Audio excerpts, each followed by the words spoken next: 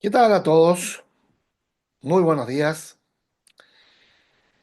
Bienvenidos a la sesión uno del proyecto de formación para la implementación de estrategias de evaluación auténtica a nivel de gestión curricular institucional y gestión curricular de aula.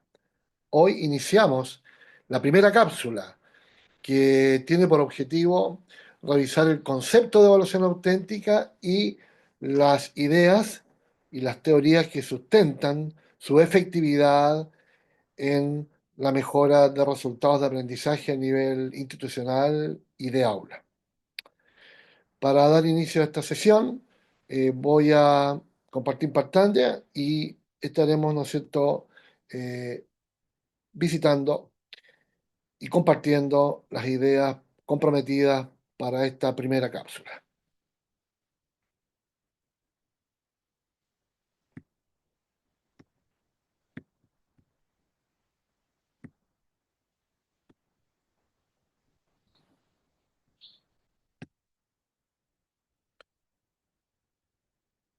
Bien,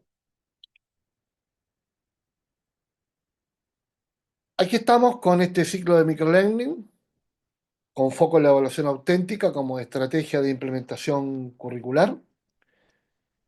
Y en esta primera sesión, como señalaba, vamos a profundizar sobre el concepto de evaluación auténtica y sus características que van a permitir que los estudiantes vivan experiencias que a su vez éstas logren instalar en ellos aprendizajes perdurables. En primer lugar, lo que quiero indicar, y es necesario identificar, es que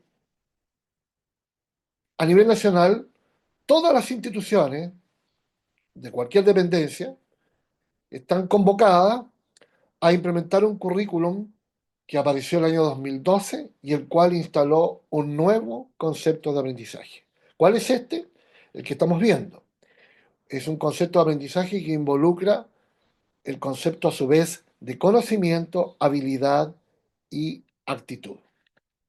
Mirado desde otra forma, este concepto de aprendizaje lo que está exigiendo es que todas las experiencias de aprendizaje que vivan los estudiantes desde preescolar a cuarto año de enseñanza media deben simultáneamente desarrollar habilidades, construir conocimiento y desarrollar actitudes. Entonces empieza y nace la pregunta de esta primera cápsula. ¿Cuál será la herramienta didáctica y metodológica que le permita al docente presentarle a sus estudiantes una experiencia que a estos les permita construir un nuevo conocimiento, desarrollar habilidades y desarrollar actitudes? Sin duda, la herramienta que normalmente se recurre, que es, ¿no es cierto?, una clase expositiva con algunas actividades, no es la más idónea por las características que tiene el currículo nacional, como lo vamos a ir viendo en esta cápsula. Así que reiteramos la pregunta, ¿cuál será la herramienta que permita que los estudiantes construyan un nuevo conocimiento, desarrollen habilidades superiores y desarrollen actitudes? He aquí una foto del currículum de cuarto año básico, asignatura de Historia, Geografía y Ciencias Sociales, en donde se aparece, ¿no es cierto?, lo que estamos señalando. Ahí están los conocimientos, las actitudes y las habilidades para este nivel. Si se dan cuenta y las leemos con detención, no son sencillas. Y tampoco no son desafíos que podamos desarrollar simplemente con tres o cuatro actividades simples. No, debemos tener una herramienta poderosa que permita que los estudiantes vivan experiencias desafiantes de tal manera que puedan construir un nuevo conocimiento, desarrollar estas habilidades y desarrollar estas actitudes. ¿De dónde sale todo esto? ¿De dónde, por qué aparece en el currículo nacional estos desafíos que son, ¿no es cierto?, bastante altos en términos de exigencias cognitivas, actitudinales y de conocimiento? Pues Chile es un país que está en la OCDE. La OCDE concentra por sobre 80 países. Y entre todas sus exigencias hay un denominador común, que es, ¿no es cierto?, estas cuatro grandes habilidades metacognitivas, ¿no? Me refiero al pensamiento resolutivo, al pensamiento crítico, al pensamiento ejecutivo y al pensamiento creativo.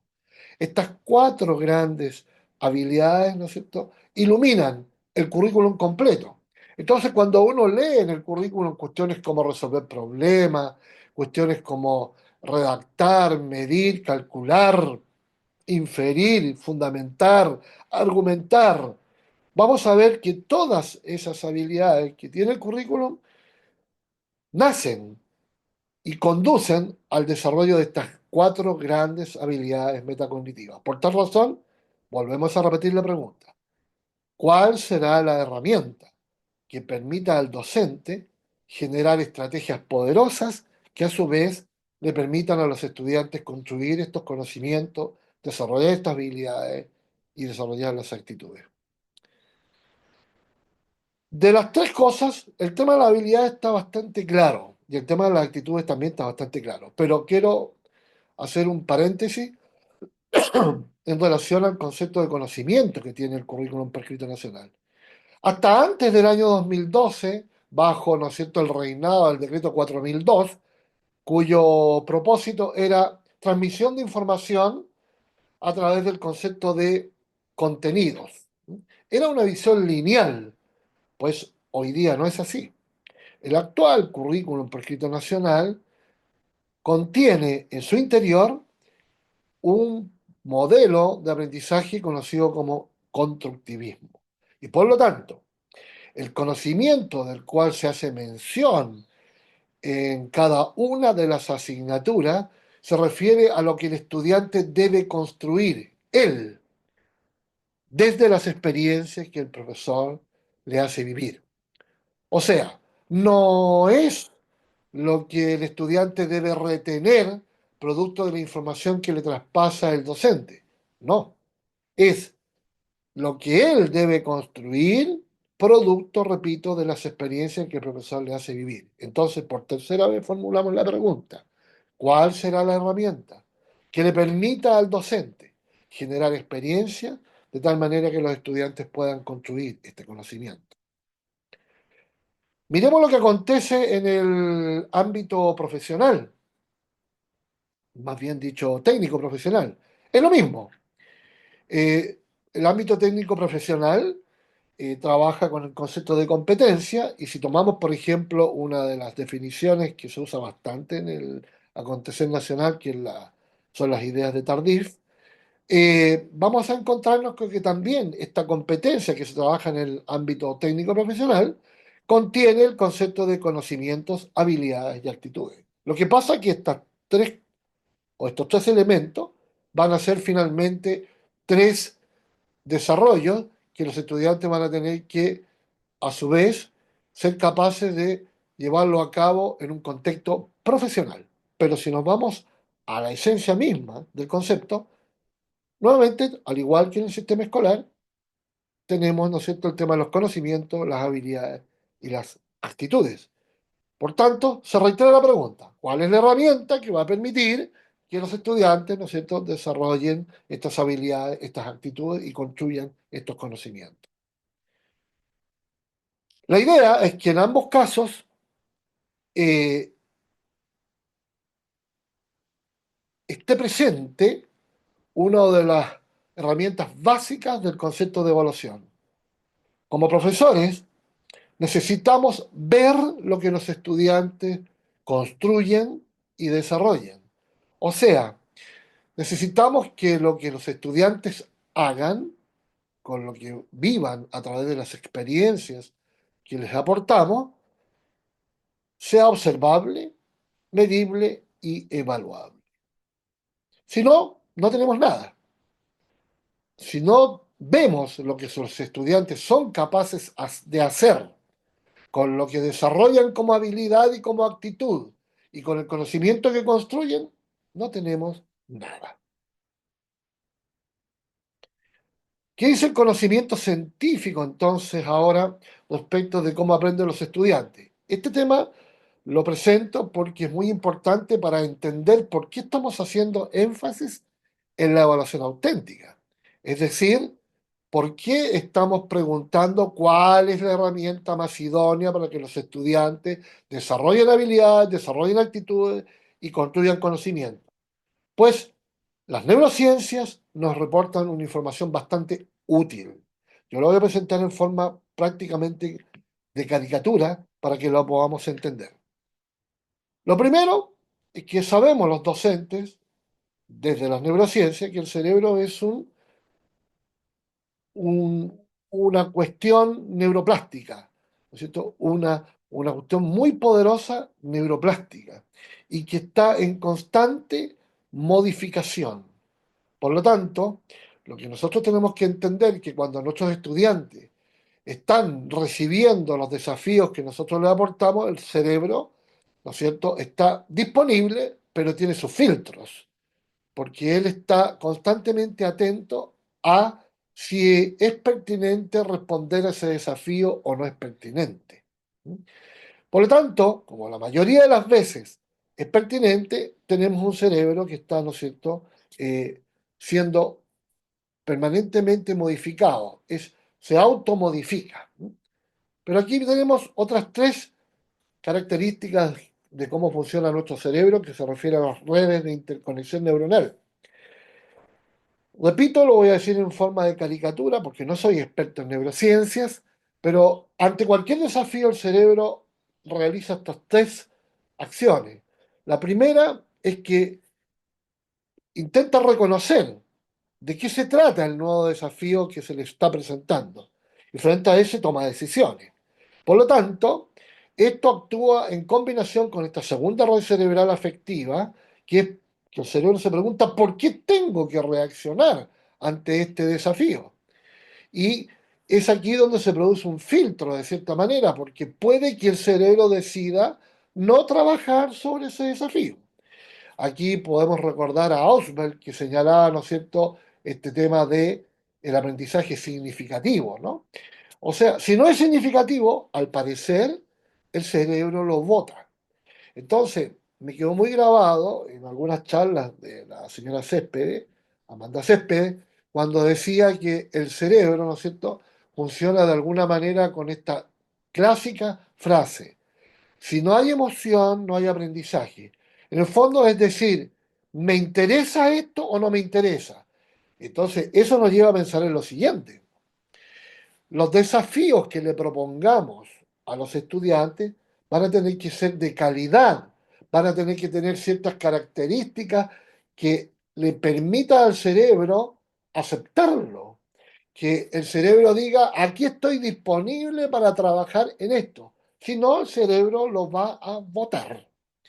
Entonces, cuando esto es significativo, cuando el cerebro dice, sí, me meto en esto, cuando el cerebro dice, sí, estoy emocionado, entonces se activa, ¿no es cierto?, la red cerebral estratégica y es que, ¿no es cierto?, empieza a funcionar esta cuestión que como pedagogo lo vemos como desarrollo de habilidades, construcción de conocimiento y desarrollo de actitudes. Finalmente, lo más entretenido que tiene esta neurociencia, y a mí me gusta mucho esta cuestión, es que estos cuatro momentos que no son lineales mm, explican bastante bien lo que finalmente ocurre con el aprendizaje. El primero es que, ¿no es cierto?, la neurogénesis dice relación con la condición, ¿no es cierto?, neurológica con que nacemos para aprender. La sinaptogénesis corresponde, ¿no es cierto?, a toda la dinámica que hace nuestro cerebro construyendo redes neuronales cada vez que aprende. Y finalmente, ¿no es cierto?, estos dos momentos que son bastante especiales, ¿no? Uno de ellos es la mielinización, que según la neurociencia es cuando el cerebro, que ya está trabajando en estos desafíos que nosotros le ofrecemos, se da cuenta de que hay una reiteración de un desafío de alto nivel, un desafío que una y otra vez se le va solicitando. para lo cual el cerebro tiene que responder con esta sinaptogénesis, es decir, con esta construcción de redes o con las redes que ya tiene construidas. Entonces, el cerebro, ante esta insistencia de siempre estar respondiendo a un desafío en particular, lo que hace es buscar ahorro de energía y mieliniza las redes. Entonces, cuando las mieliniza, los impulsos eléctricos son más rápidos. Y entonces, eso nosotros lo leemos como que el estudiante está aprendiendo. Cuando ocurre lo contrario, cuando no hay insistencia en el mismo desafío, el cerebro que ya respondió con una determinada red para responder al desafío, lo que hace, y lo vuelvo a explicar en forma de caricatura, es como que dijese, eh, no me pidieron más este desafío, yo ocupé energía aportando con estas redes neuronales y por lo tanto lo que hace es desarmar estas redes o las guarda.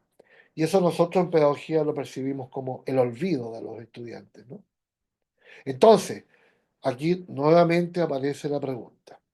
Si es así como aprendemos, si es que el fin del aprendizaje es mielinización, la pregunta es, ¿cuál será la herramienta, la estrategia pedagógica, la estrategia metodológica que le permitirá a este docente mediador generar estrategias de aprendizaje significantes, altamente desafiantes, de tal manera que este desafío, ¿no es cierto?, sea tomado por el cerebro en serio y active todo este sistema que nos está explicando las neurociencias? Y ahí la pregunta de nuevo, ¿cuál será esa herramienta?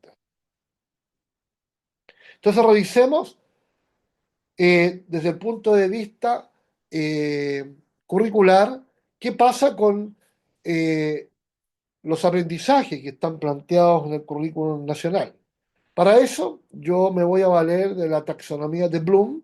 Podría explicarlo a través de todas las taxonomías que existen. Es lo mismo. Yo voy a ocupar Bloom porque es una taxonomía bastante conocida en Chile y es más fácil que se entienda desde este punto de vista. Si lo recordamos bien, esta taxonomía, ¿no es cierto?, tiene dos dimensiones, la dimensión de los procesos cognitivos y la dimensión de los tipos de conocimiento. ¿Qué es lo que voy a hacer yo para explicarles este concepto de profundidad cognitiva y cómo esto está conectado con el uso de la evaluación auténtica como la herramienta que estamos buscando? Es lo que quiero presentarles a continuación. Acá están viendo ustedes, según Bloom Anderson, del año 2000, cuáles son los tipos de conocimiento con los cuales podemos organizar este currículum nacional.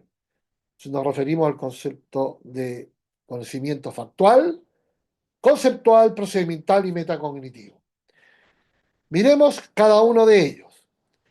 El factual va a ser aquel que se encarga, ¿no es cierto?, de contener todo aquello que es información específica, como vocabulario, como símbolos químicos, como números enteros. Por ejemplo, si ustedes se recuerdan, cuando el profesor de química les enseñaba a retener la información de que, ¿no es cierto?, la nomenclatura del oro era AU o del cobre CU, o cuando los niños chicos tienen que retener la información de que eso se llama número uno, número 2, número 3, o que el color blanco, rojo, azul, estamos, ¿no es cierto?, en presencia de un conocimiento de tipo factual y que está presente en nuestro currículum nacional. El segundo, que es el conceptual, es cuando ya esta factualidad empieza a tener algunas relaciones. Y entonces y empezamos entonces a tener la comprensión de algunos conceptos, como por ejemplo puede ser la teoría celular. Cuando estuvimos en enseñanza media, nuestros profesores se esforzaron en mostrarnos en qué consistía esta teoría celular. Nosotros lo que hicimos fue comprenderla. Es decir, incorporamos un concepto cuando entendimos cuál es la función del retículo endoplasmático, por ejemplo. Ahí veíamos algunas comprensiones que nos permitían entender en su totalidad esta teoría celular. O cuando entendemos por qué el triángulo equilátero se llama equilátero y por qué el triángulo isósceles se llama isósceles. Ahí también tenemos una comprensión conceptual. Si esto lo vamos cruzando, esto de los conocimientos, con la, ¿no es cierto?, pirámide de la cognición de Bloom Anderson, vamos a entender que lo factual se moviliza más o menos en el recordar. Y esto de lo conceptual se moviliza en el nivel de la comprensión. Sin embargo, llegamos a un tercer nivel de conocimiento que es el procedimental. Y acá esto se refiere a cuando los estudiantes hacen algo con lo que saben factual y conceptualmente. Es aquí donde ya el desafío es complejo. Es aquí donde, según neurociencia, el desafío, ¿no es cierto?, golpea las puertas de nuestro cerebro y lo invita a construir conocimiento, a desarrollar habilidades y a desarrollar actitudes. Por ejemplo, cuando le pedimos a nuestros estudiantes que elaboren un informe, o por ejemplo, cuando elaboren un paper, o cuando los invitamos a la construcción de un modelo a escala. Estas tres cosas no son sencillas. Y ellos tienen que recurrir a un montón de herramientas para llevar a cabo estas tareas. Este tipo de tareas, este tipo de desafíos que están presentes en el currículum por escrito nacional, se conocen como un conocimiento de tipo procedimental. Y finalmente, el pensamiento o el tipo de conocimiento metacognitivo, que es cuando los estudiantes tienen que reconstruir las cosas que ya han construido conceptualmente, por ejemplo, e incluso los temas de creatividad, los temas de creación, ¿no? Es cuando ya están en su total soledad, en su autonomía, en su autorregulación, haciendo cosas mucho más allá de la procedimentalidad. Están renombrando desde las conclusiones que han hecho en sus procesos más íntimos y más internos, conceptual y cognitivamente hablando. Entonces, he aquí los cuatro tipos de conocimiento que vamos a utilizar para comprender por qué es necesario utilizar como herramienta didáctica y metodológica la evaluación que estamos promoviendo en este ciclo de charlas, ¿no es cierto? Que es esta evaluación compleja que nos va a permitir profundizar en los aprendizajes.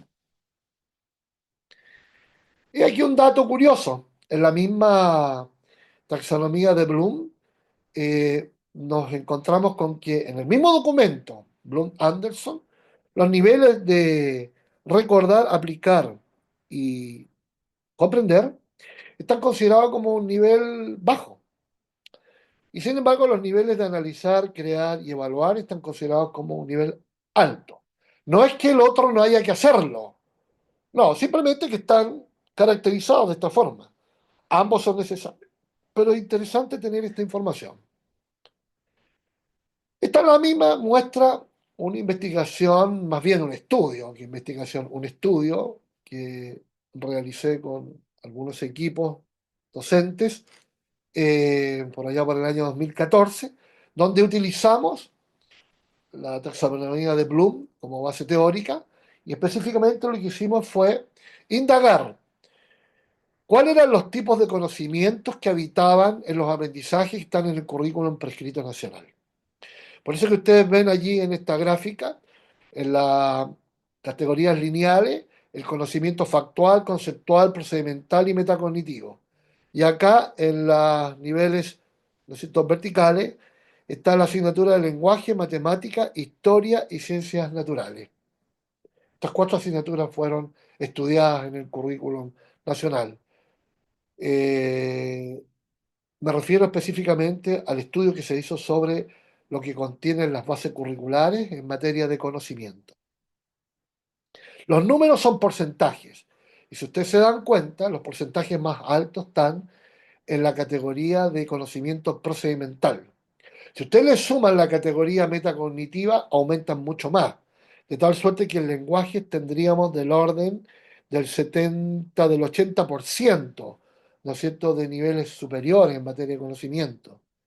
En matemáticas estaríamos en el orden del 72%, en historia en el orden del 60% y en ciencias naturales en el orden del 79%. O sea, altísimos porcentajes que nos están indicando que el tipo de conocimiento que más prima en el currículum per escrito nacional son tipos de conocimientos procedimentales y metacognitivos, por sobre los porcentajes de los conocimientos factuales y conceptuales.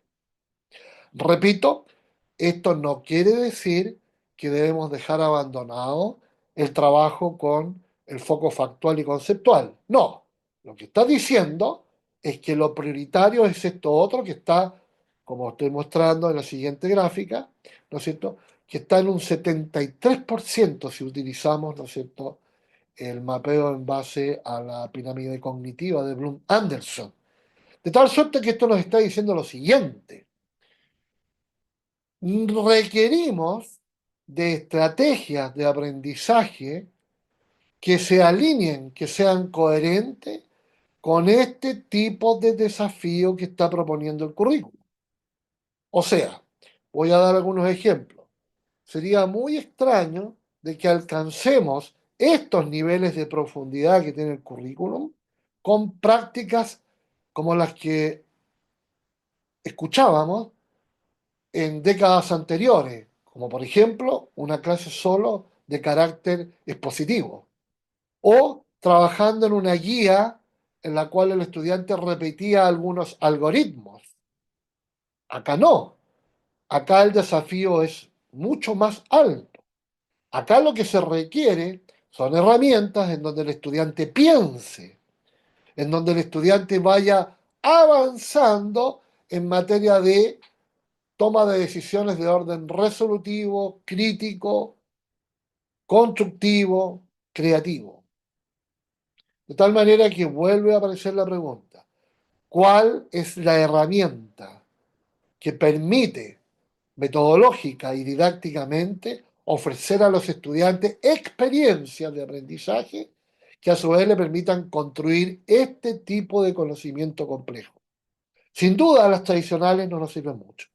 Las tradicionales a lo más que van a apuntar van a ser a la retención de información, que sería un tipo de conocimiento factual, y al desarrollo de ciertas comprensiones conceptuales.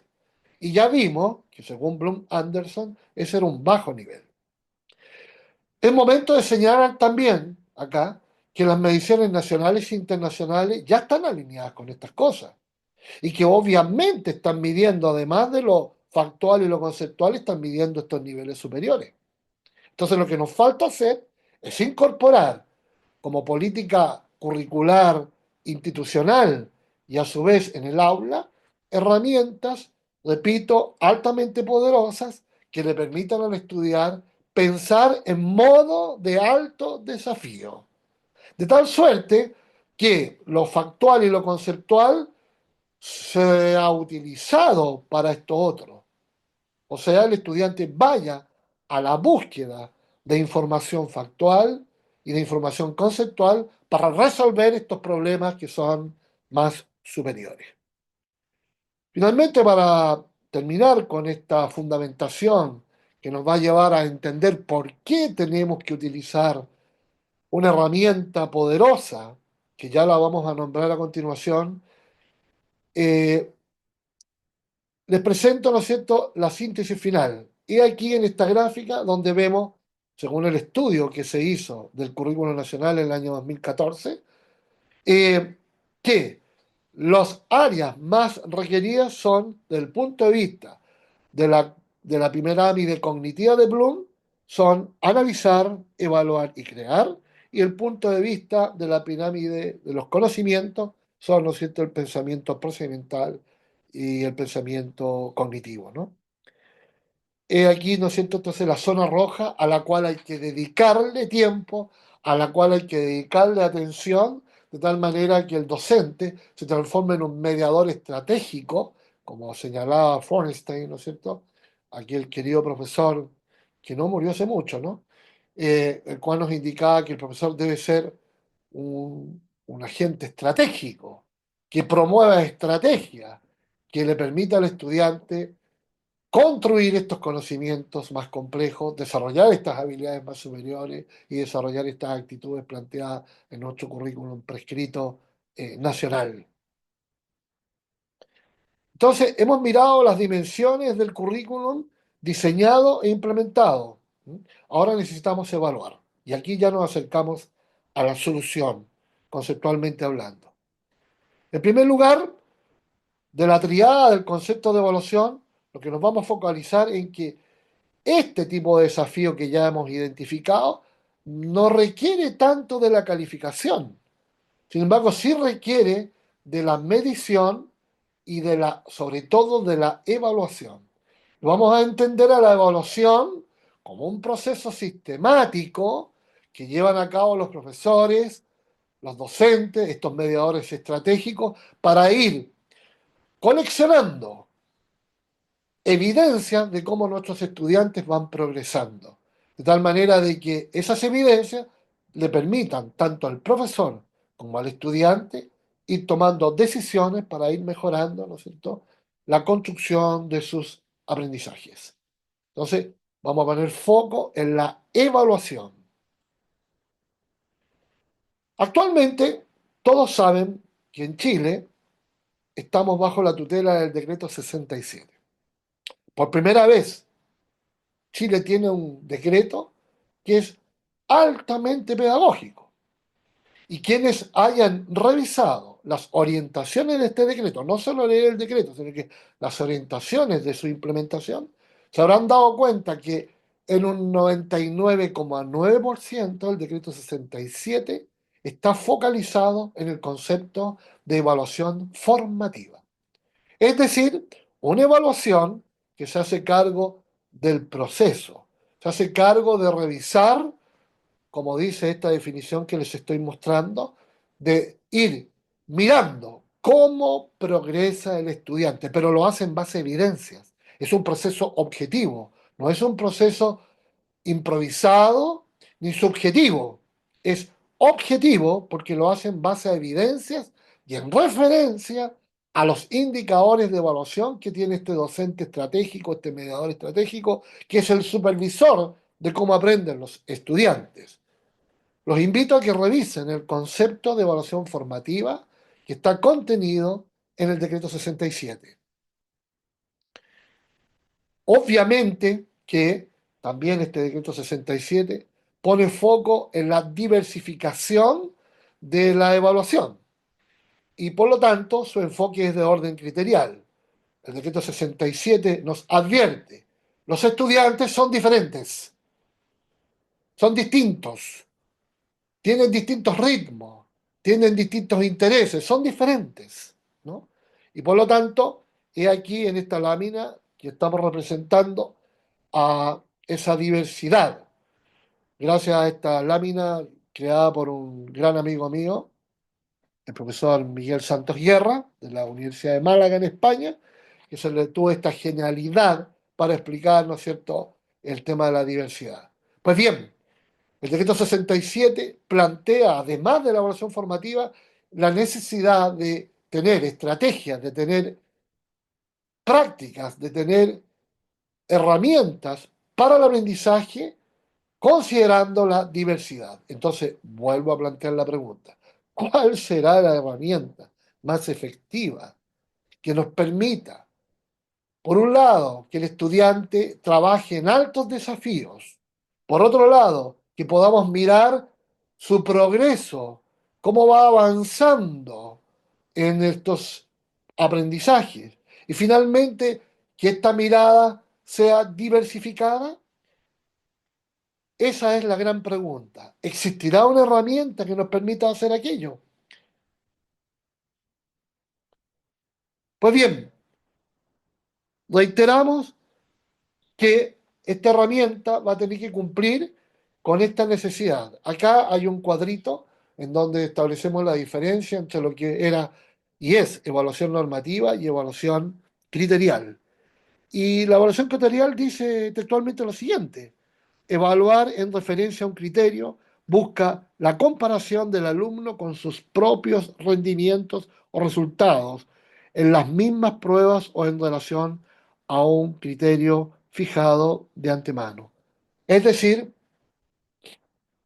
necesitamos que el estudiante trabaje con estrategias que le permitan autoevaluarse.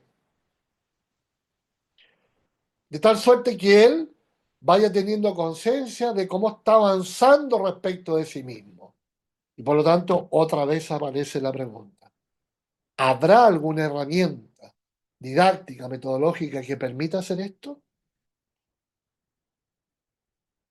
Caemos en el concepto de la multidimensionalidad de la evaluación. En el decreto 67 se llama evaluación formativa. En la evaluación como recurso didáctico, como recurso metodológico, bajo el concepto de la multidimensionalidad de la evaluación, lo vamos a encontrar como, o bajo el nombre, de evaluación para el aprendizaje. Tenemos la evaluación desde el aprendizaje, que es lo diagnóstico, la para el aprendizaje, que es lo formativo, la evaluación, ¿no es cierto?, del aprendizaje, que es lo que entendemos nosotros en nuestro sistema como evaluación sumativa, y la evaluación como aprendizaje, que es como la evaluación, ¿no es cierto?, posterior que debiéramos hacer con nuestros estudiantes, como por ejemplo cuando les decimos a ellos, bueno, ¿qué fue lo que aprendimos? ¿Cómo lo hicieron para aprender? ¿Qué corregirían a futuro para aprender lo siguiente? Cuando hacemos ese tipo de preguntas estamos en un modelo de evaluación como aprendizaje. Pero lo que me interesa ahora en este momento es concentrarme en este cuadro rojo que está más grande. Evaluación para el aprendizaje, que es el sinónimo de lo que el 67 menciona como evaluación formativa. La condición de esta evaluación es la siguiente. Esta evaluación está dirigida a un seguimiento, a un monitoreo y a una retroalimentación constante. Esta es la función, esta es la obligación de la evaluación formativa, de la evaluación para el aprendizaje. Seguimiento, monitoreo y retroalimentación constante. Pero esto lo debe hacer desde un indicador de evaluación. Por lo tanto, con este indicador, en donde decimos lo que queremos ver durante y al final del proceso, nos evita caer en una subjetividad, nos evita caer, ¿no es cierto?, o confundirnos en otros desempeños que vayan emergiendo y que se alejen de lo que estamos buscando. Por lo tanto, hay una eh, confabulación, hay una asociación, ¿no es cierto? Hay una estrategia entre el concepto de evaluación para el aprendizaje y el concepto de indicador de evaluación. Son dos elementos que necesitamos utilizar para llevar a cabo este proceso. Por lo tanto, aparece otra vez la pregunta que ya he hecho en reiterada oportunidad en esta cápsula. Necesitamos una herramienta didáctico-metodológica que nos permita hacer un seguimiento, un monitoreo y una constante retroalimentación en base a un indicador de evaluación. ¿Cuál será esa herramienta? Tenemos en este panel varias herramientas de evaluación. La que está arribita corresponde a procedimientos tradicionales, como las preguntas cerradas, las preguntas abiertas, las mixtas. En la cerrada lo que son la selección única, los términos pareados, etcétera, etcétera. Y en las abiertas las preguntas breves de comprensión, etcétera. Pero todo ese tipo de herramientas son puntuales y lo utilizamos normalmente en la evaluación sumativa. Entonces no nos trae, no se presta, no tiene las características idóneas como para hacer esto que acabamos de plantear bajo el concepto de evaluación formativa o evaluación para el aprendizaje. Porque necesitamos tener procedimientos evaluativos que nos permitan monitorear, hacer seguimiento y hacer retroalimentación constante en base a un indicador de evaluación. ¿Por qué? Porque estamos el propósito de que nuestros estudiantes aprendan. ¿Qué tienen que aprender? Los aprendizajes que plantea el currículo nacional. ¿Qué aprendizaje tiene el currículo nacional? Bueno, en un 73% están por sobre la factualidad y la conceptualidad. Son más complejos. Por lo tanto, requerimos de otra herramienta. Y aquí lo empezamos a descubrir. En esta gran flecha, por acá abajo, aparece el nombre de la evaluación auténtica, que contiene una serie de procedimientos que sí permiten esto del seguimiento, el monitoreo y la constante retroalimentación. Estas son las herramientas que nos van a permitir acompañar al estudiante mientras aprende, a estar retroalimentándolo constantemente para que tanto él como el profesor vayan adecuando lo que se está haciendo, vayan tomando decisiones para que finalmente el estudiante llegue a puerto, llegue a este 73% que el estudio indicaba como el foco principal del currículum prescrito nacional. Miremos entonces algunas características de este concepto de evaluación auténtica, ¿no? Lo primero es que tiene que ser una experiencia de aprendizaje altamente significativa. ¿Se acuerdan de neurociencia? La segunda red de interconexión neuronal. Si no es significativo, no hay emoción y por lo tanto el cerebro la bota. Por lo tanto, tiene que ser altamente significativa. ¿Qué significa que sea significativa? Que le mueva el interior al estudiante, que le diga al estudiante, vale la pena meterme acá, me interesa, qué interesante, ¿no? Segundo, que sea gestionada en un constante, sea gestionada, o sea, esta experiencia, perdón, le permita al estudiante estar en un permanente proceso de descubrimiento. Brunner, ¿se acuerdan de Brunner? Aprendizaje por descubrimiento. No las cosas hechas, sino que el estudiante tiene que darse la pega, indagar, investigar, descubrir, ¿no? Tiene que estar dirigida por un mediador estratégico. Este mediador se llama profesor, ¿no? Y este profesor tiene que ser capaz de ser un mediador estratégico, muy inteligente de cómo ir moderando, ¿no es cierto?, lo que está pasando en el aula. Tiene que estar basada en los principios de la modificabilidad de la inteligencia, lo que decía Forrester. O sea, en el fondo, este estudiante tiene que ir avanzando en la construcción de su conocimiento, en el asentamiento del desarrollo de habilidades superiores y en el desarrollo de actitudes, ¿no? Tiene que ser real, concepto de alta realidad. No puede ser algo que el estudiante lo perciba como lejano a su realidad. Por eso es que hay que trabajar con experiencias del entorno. Por ejemplo, me estoy recordando de una experiencia de un profesor de un colegio en Placilla, en donde trabajaba el ciclo del agua, y él para trabajarlo desde evaluación auténtica ocupó el lago que está al lado donde los estudiantes lo conocen, que es el lago Peñuela. Y les creó todo un problema en relación a que el lago estaba con una muy baja cota de agua y desde allí los hizo interesarse, investigar hasta que los estudiantes alcanzaron y construyeron el conocimiento que en el currículum estaba señalado como el análisis del ciclo del agua. ¿Se fijan? Entonces los estudiantes se interesaron muchísimo porque ellos estaban trabajando con algo altamente real. Lo tenían al lado de su casa, el lago Peñuela. Finalmente, la evaluación auténtica tiene que apuntar a altos niveles cognitivos, claro que sí. Yo no puedo trabajar con evaluación auténtica si yo voy a trabajar con los alumnos solo factualidad o solo conceptualidad, para decirle, oiga, memorice esto. No. Acá con evaluación auténtica lo que hacemos es que los estudiantes construyen, crean modelos, resuelven problemas, investigan, deducen, fundamentan, argumentan, debaten. Son altos desafíos.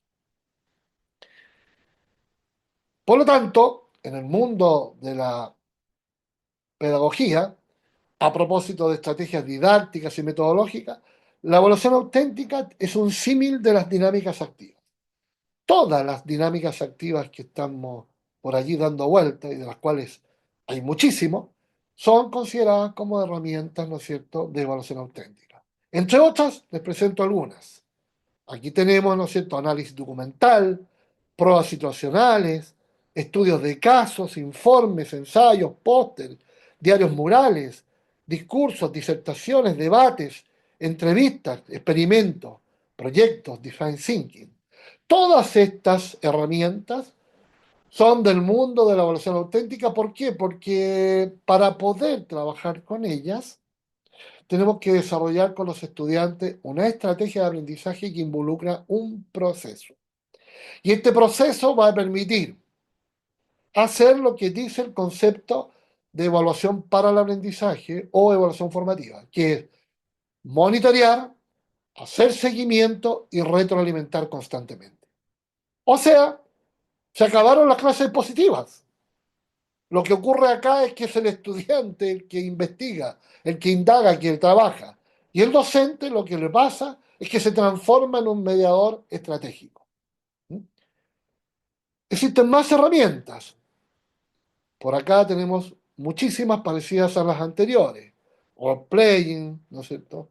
Eh, entre otras, eh, el SQA, trabajar con problemas, eh, estudios de caso, rompecabezas, gamificación, talleres, etcétera. El denominador común es que el estudiante trabaja indagando, investigando y produciendo un producto final. El otro denominador común es que el docente es un mediador estratégico que hace seguimiento, monitorea y retroalimenta constantemente. Tenemos más herramientas tituladas bajo las metodologías activas para el siglo XXI. Gamificación, clase invertida, pensamiento visual, aprendizaje basado en proyectos, etcétera. Juegos de roles. En la red, en la internet, abunda este tipo de material. Lo importante es que hay que entender el concepto de por qué, ¿no es cierto?, vale la pena trabajar por esta vía para alcanzar estos altos niveles, ¿no? Eh, Vamos a los hermanos mayores de la evaluación auténtica. Voy a mencionar cuatro. Eh, Toda la familia de los ABP, en este caso los ABP problema, en donde el profesor le presenta un problema significativo, real, de alto nivel cognitivo, y el estudiante investiga, trabaja, y esto le permite al profesor hacer este trabajo de monitoreo, seguimiento y retroalimentación constante. Ventaja, el estudiante va a llegar a altos desempeños que van a estar en el rango de este 73% que les mostraba del estudio que realizamos como desafíos del currículum. ¿Mm? Tenemos también el ABP proyecto, que tiene las mismas características. El estudiante se involucra en un trabajo investigativo, en un trabajo indagatorio, ¿no? Tenemos el estudio de caso, también cumple la misma condición. El estudiante trabaja indagando, investigando. Eh, y el profesor, en su rol de mediación, monitoreando, haciendo seguimiento y retroalimentando constantemente. Tenemos esto que se conoce como la V de Gowing, que sirve para, también es de la evaluación auténtica, pero para periodos más cortos. Hasta puede trabajar en una clase usted con esto, ¿no? El círculo rojo corresponde a la pregunta central y es V de Gowing porque es una V corta. Y en el lado izquierdo de su pantalla está toda la parte investigativa que hace el alumno y en el lado derecho toda la fase donde el estudiante empieza a responder la pregunta. Entre las experiencias que tengo al respecto de esto, en un colegio altamente vulnerable hicimos una experiencia donde se le preguntó al estudiante si el átomo era divisible o no era divisible. Trabajaron entusiasmadamente en esto y alcanzamos altísimos niveles de desempeño por parte de los estudiantes. Por acá les tengo una foto de lo que realizaban ellos. Ahí ven la pregunta central arriba, si el átomo era divisible, y como verán, los estudiantes, en base a sus procesos investigativos, porque se les facilitó una carpeta física con información, se les permitió ir a la biblioteca, se preparó la sala de computación, los estudiantes investigaron, indagaron, indagaron, investigaron y reunieron toda esta información. Luego, en el punto de vista actitudinal, se le pidió, ¿no es cierto?, a los estudiantes que fuesen capaces de ordenar la información y obviamente que la ordenaron. Y llegaron a una conclusión. Y fueron tal la cantidad de respuestas que hicieron los estudiantes en cuanto a la pregunta que se hizo si el átomo era divisible o no divisible, que nos vimos la obligación de crear un debate. Y en ese debate fue muy interesante porque hubo estudiantes que dijeron que era divisible y otros dijeron que no era divisible. Entonces, a la larga, finalmente, ¿no es cierto?, ambas posturas argumentaron y fundamentaron su trabajo, lo cual fue finalmente, ¿no es cierto?, resumido por el docente bajo la estrategia de lo que se conoce como un aula invertida.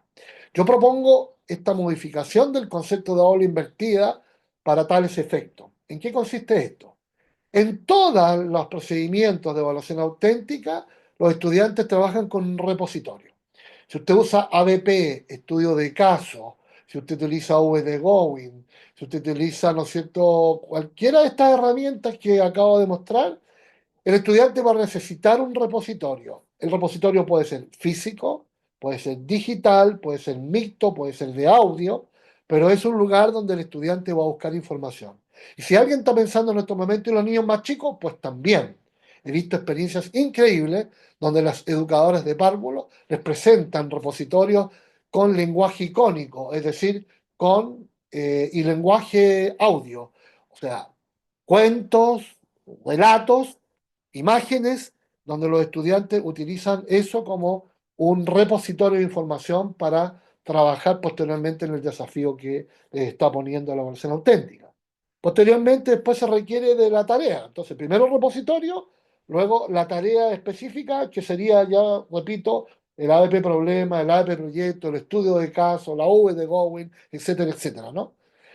El rol del profesor sigue siendo el mismo de siempre. Monitorea, retroalimenta, hace seguimiento y finalmente los estudiantes presentan su producto final en formato de lo que el profesor estime pertinente.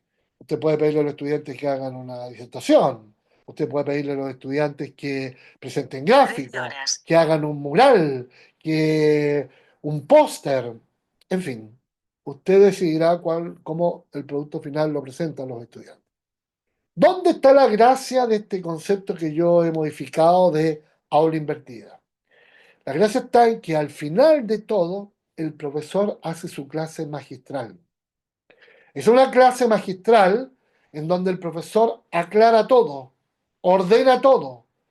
La diferencia con la clase positiva, que aquí lo está haciendo en base a la indagación, a la investigación, a los productos que producieron los estudiantes. Por lo tanto, a los estudiantes se les hace altamente significativo escuchar al profesor haciendo esta síntesis, porque el profesor está diciendo qué hay que corregir, qué no hay que corregir, dónde hay que seguir profundizando, por dónde hay que irse. Y eso se llama clase magistral, con la que el profesor cierra un trabajo basado en evaluación auténtica. Por lo tanto, los pasos son el repositorio, el trabajo, el procedimiento evaluativo que lo encontramos en los distintos recursos de la evaluación auténtica, el trabajo de mediación estratégica del docente, la entrega del producto final y la clase magistral con la que cierra el profesor. Bueno, amigos, hemos terminado esta cápsula número 1 de este proyecto, en el cual he pretendido entregarles conceptualmente de qué se trata la evaluación auténtica, cuáles son sus ventajas. En resumen, a partir del año 2012, tenemos en Chile un currículum prescrito nacional cuya característica analizada desde el punto de vista de la profundidad cognitiva de los aprendizajes, en un 73% está por sobre el nivel de aplicar según la taxonomía de Bloom.